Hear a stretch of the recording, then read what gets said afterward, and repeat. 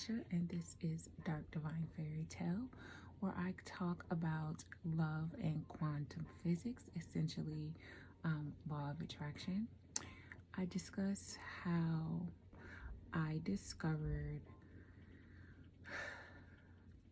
how the power of choice and the power of the all and love and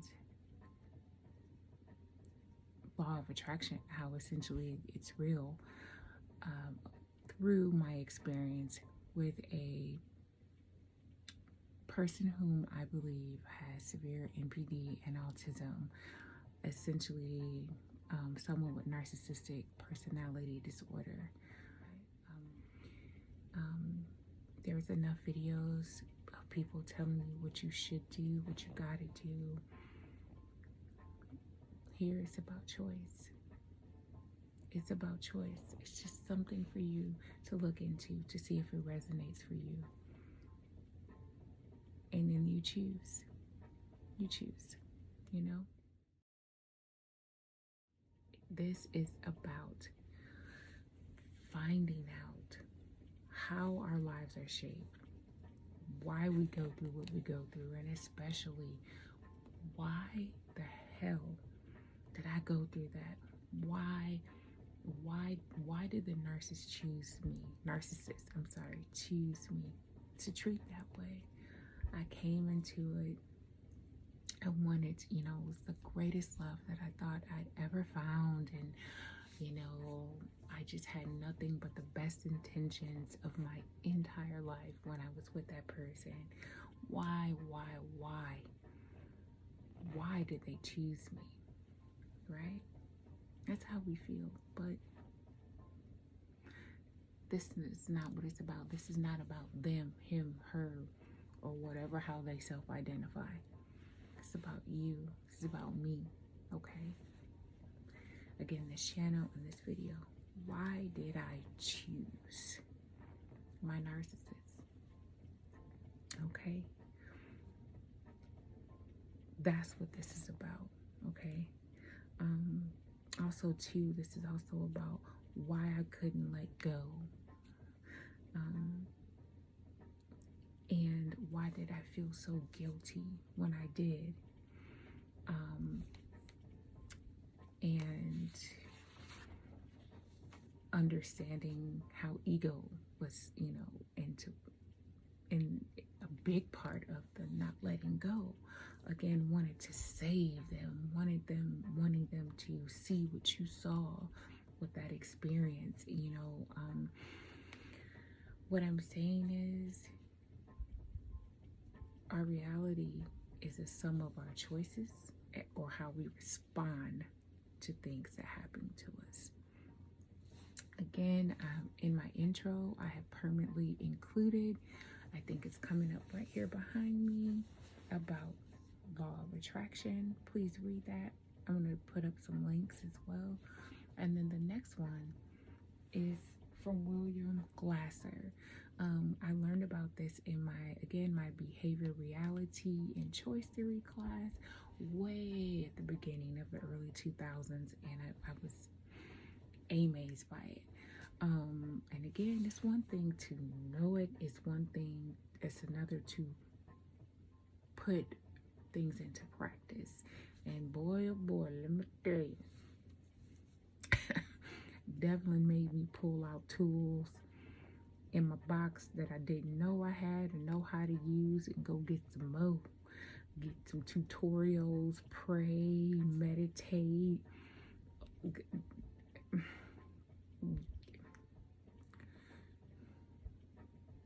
The boy had me looking at it. They'll take you down through there. Okay? This is what I'm saying. They will take you out if you let them, But again, there's a reason. And it's not just because, oh, you're such a good and loving person. Those things are true, but it's deeper than that. It is so much deeper than that. I am,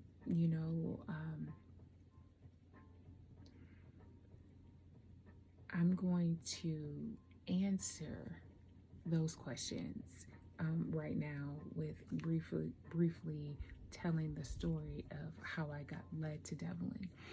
Again, this channel is really hard for me to do because it's such a broad topic, and I want to stick to the points that I want to stick to, but it also kind of gets into me telling the story, telling about my life in this particular part of the story of my life, which I really do want to do in another way and on another platform.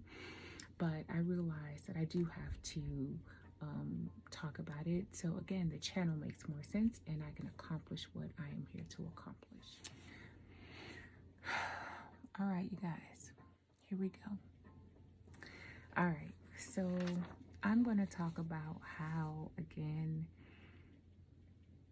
why I chose Devlin, okay?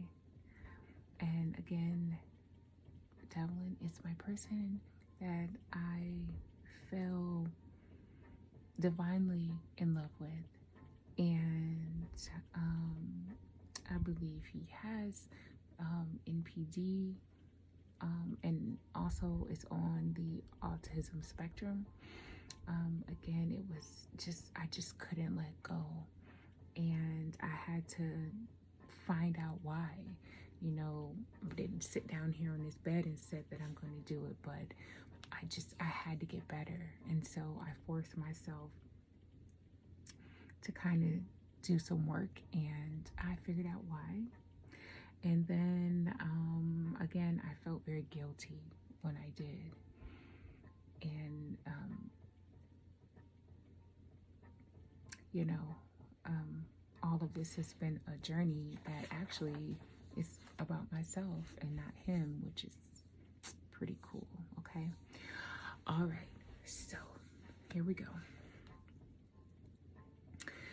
Back in 2016, okay, I went through something extremely difficult where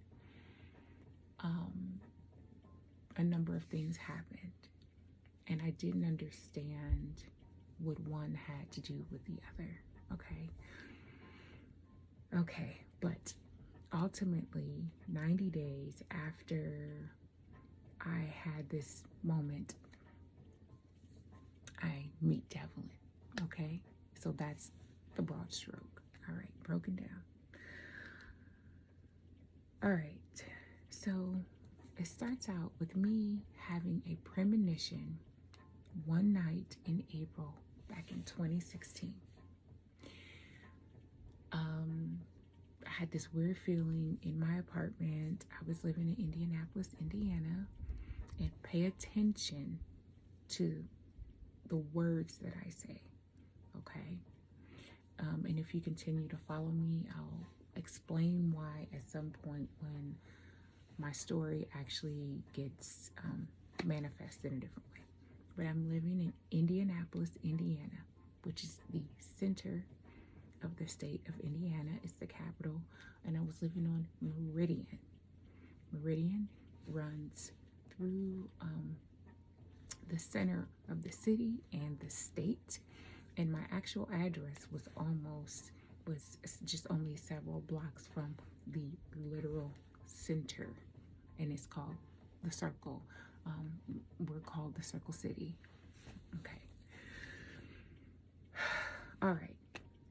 So I gotta watch my time because I break these videos down into 5 minutes. They're each easily more manageable to edit and things like that. Okay.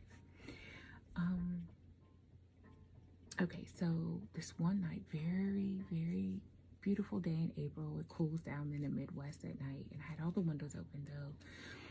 And I was living in my Sex in the City apartment. I call it my Carrie Bradshaw apartment because it reminded me so much of that. And this weird moment happened, okay? And I thought it involved my friend out in Los Angeles. This is my first time talking about him on this channel. His name is going to be D1. And again, everything has a reason, but he is a D1. here. And I just thought it had something to do with him. I don't know why. But I was a little hesitant to call him because it was about 8:30, between 8:30 and 9:30 my time.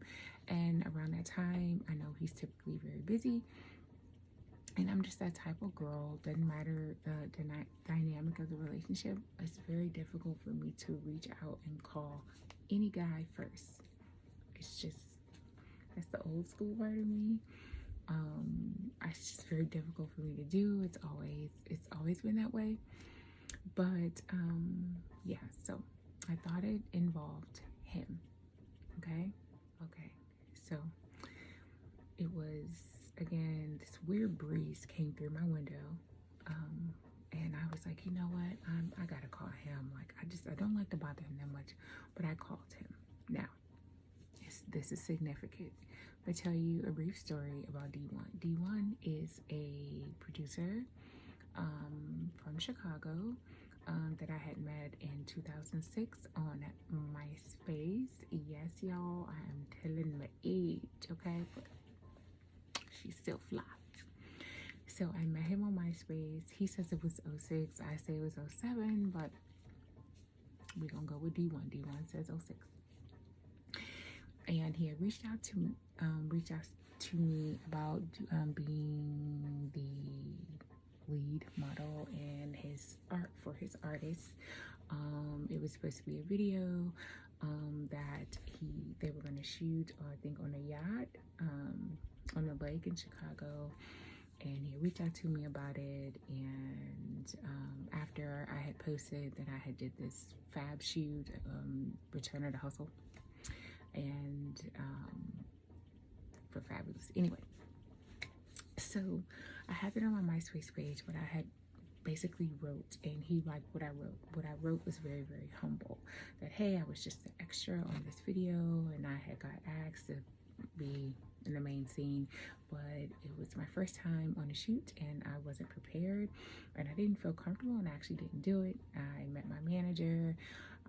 I used to have a manager at one point.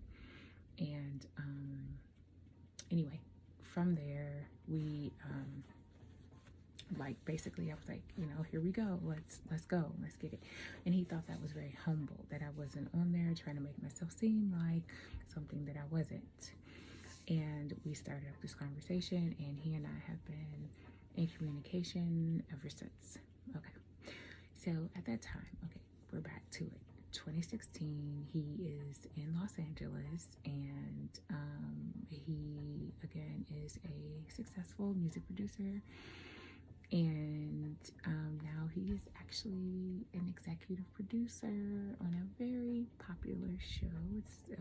They're getting ready to do season 2, and I'm so excited. I wish I can say just so I can get him, you know, for people to watch, but I won't. But anyway, I thought it was something to do with him. And even when he answered the phone, I was like, "Are you okay?" And he can tell the, you know, tone of my voice. And he was like, "Why? What's wrong?" I was like, "I don't know. I just feel like something was wrong, and that it can maybe be you." Now, out of all the people I know and things that was going on, why did I think it could be D1?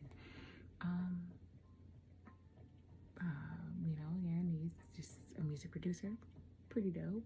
You know, the circles that they run in.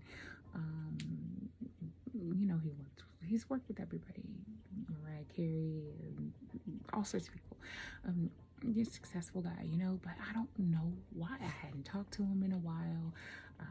There was no particular reason that out of all the people that I know in my entire life, my family, my friends, and period, my child, why did I think it was him? Anyway, we talked, and he's, you know, we're talking until his call drops. He's riding through the hills, whatever. And okay. The next morning, the world got the news about this artist who had passed away. Anyway, freaked me out. Okay. So, and FYI, yes, I always wanted to do music and sing, dance, model, act, the whole thing. But life gotten away and I just never pursued it. And after my experience in Miami, I realized that was the best thing that could ever happen to me, is not being a part of the music industry. Like, when I say grateful, grateful, grateful, grateful, grateful, grateful beyond measure. And we'll just stop right there. Okay. So anyway, I had this premonition, and the next morning, there's some other things that happened that night that again, it just, what does this have to do? Again, music was just, it was weird. I had this whole big dream that night that recalled me thinking about something that happened in 2014. And anyway,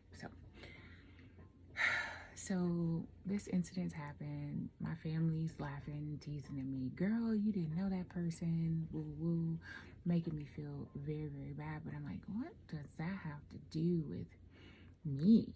Like, literally, like, talking about wanting to be, it was just weird. It was like a really weird feeling. All right. In May, it was a Sunday, and I was very rarely off, but that particular Sunday I was off. My daughter was with me. She had not came from college and from Florida, and came to Indiana, and it was a beautiful Sunday. It was the very first weekend day of the entire year in that area. Literally the first. And I woke up and I was like, to ask my kid, I was like, hey, you want to go see grandma? She was like, yeah, let's go. My mom's 2 hours north of my born city. I'm just reticent to say things concrete, but we'll just say not far from Gary, Indiana. And so we went to this grocery store called Myers, and got some stuff. And then all of a sudden I got lazy. I was just like, no, I don't want to go. It was such a nice day. I wanted to have the windows open and just kind of, be in nap, and just, maybe go just do what we do in nap, right? But then I was like, asked my kid, I was like, you know what? Oh, let's try to make some beans. Let's try to just make some stuff that grandma would make, And I never told my mama I was coming to visit, because if you were to tell mama that you come in and you don't show up, she would just always be so disappointed. So for many years, we never told mama when we were coming. We would just get on the plane or get in the car, wherever, how we're going to get there, and we just show up.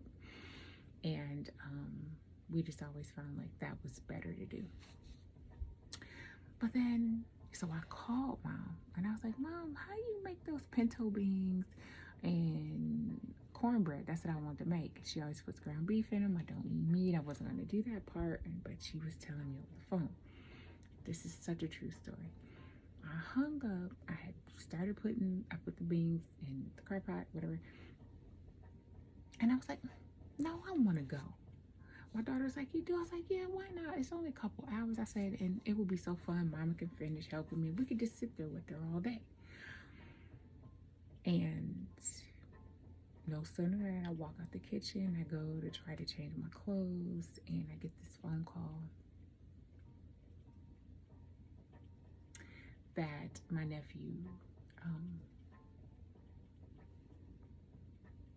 had been shot.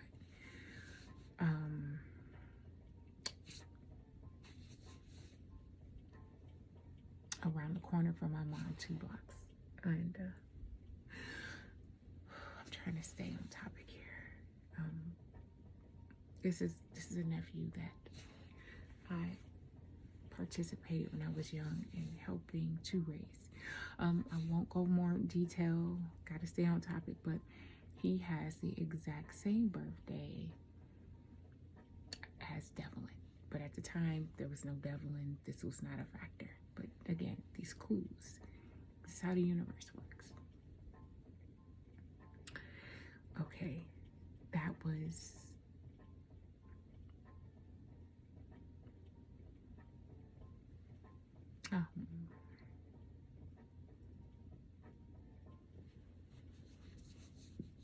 what that was. And so, Anyway, I just felt, you know, weird. It was just very surreal. And okay, so we're in May, we're trying to navigate, we're trying to deal with all of this.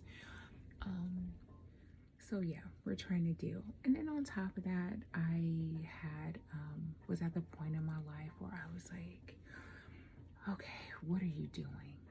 You know, I had went back to Indiana because we were told that my sister, the sister who lost the son, actually her second son, in May. I can draw so many dots here, it's insane. That's a whole channel by itself. Drawing the dots of connecting the dots of the divine connection to my life involving dates.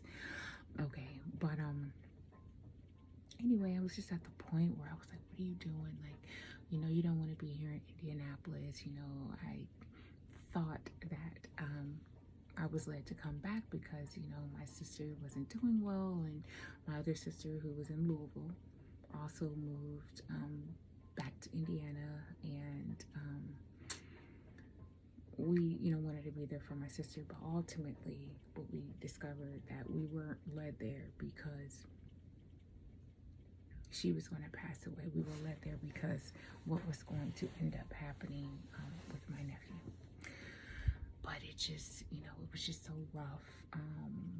Things weren't right with my family. It was just some type of crisis I was dealing with, like emotionally and mentally. Okay. And so again, now I know I went into a very, like,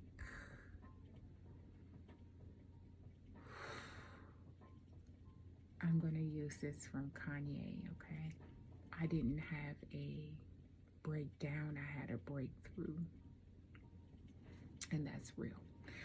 All right, so we're into December by now, and I had this day. I had a very, very bad day of, like, let me back up. I need to back all the way up. That night, that Saturday night, I had called, we're going back up to May real quick. I called my best friend, crying and flipping out. And I said, I'm gonna switch her name right now. I'm gonna call her Cheyenne, okay? I was like, Cheyenne, I was like, can you come and get me? And I said, can you take me to the stress center where you took your cousin to? And she was real calm, because that's just how she is. She was just like, okay. She was like, and I'm gonna talk like her, because this is who she is, okay? She was like, okay, my nigga. She was like, if you saying that, I ain't gonna even question why you're saying it. I just want to know is, are you okay? And you're not thinking of doing anything to yourself or anything? I was like, no. I was like, I'm just not right. I'm not right. And she was like, okay, you know, you have a mental health background. So if you say you're not right, all right, I know something is wrong. She was like, you know, my car really don't work that good. And I don't have nobody to keep the baby. And she was like, but I promise you, if you tell me you need me to get there, just give me a minute, and, you know, I'll try to get there. And she was like, but can you just like tell me like what you're feeling? I was like, all I know, friend, that if something else bad happens, that I'm not going to be able to take it. And I'm telling you, I feel like something bad is going to happen. The very next day, my nephew got killed, and I kept proof of that conversation. It's in my iCloud email, and it's there forever. I saved that text. Okay, now the hot back. So these are the type of things that were happening to me. I was getting high level premonitions about all kind of things, and I say high level meaning they were spread out. It could have been something at work. It could be something that happened in traffic. It could have been something that happened worldwide. Something with people I knew, people I didn't know. It was just weird. It was freaky. Now, I had always had that in my whole life. My mom was the same way. but it was just like boom, boom, boom, boom, boom, boom, boom, boom, boom. It was happening so much. So it caused me to have this instability emotionally. Okay. So December 2016, I'm off work. Rare occasion where I actually have 2 days off in a row. And it was, like I said, I made that phone call to her, and she was like, man, I can't get over it. You're gonna be okay. I said, friend, I'm gonna be okay. But I can't even describe what happened to me in my apartment.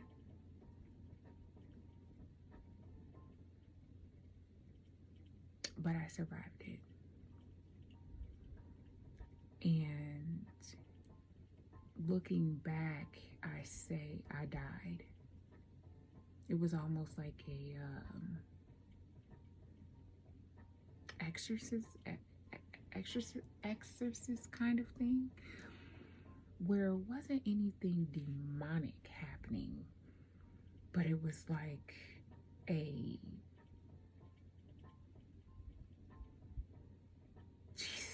I can't describe it. Again, it's a feeling. This is a light language conversation. I started my story, Dark Divine Fairy Tale, with this moment of the script that I wrote about my life. I'm going to post it. I like to post these things in my videos just so people know that I'm being authentic. And I'm not jumping on some bandwagon about narcissism and whatever, which, again, there's nothing wrong with that. But I just need you all to know this is really, really real for me. This is my life, you know. But I start the pitch, because I wrote a pitch for a show and or film, and this is where it starts. But it got so bad, I was completely naked. I came out of my robe. Being in my robe is like my my magic cape, Joseph in my magic coat or something. I don't know. But so, and I, to say the least, had a really bad moment, and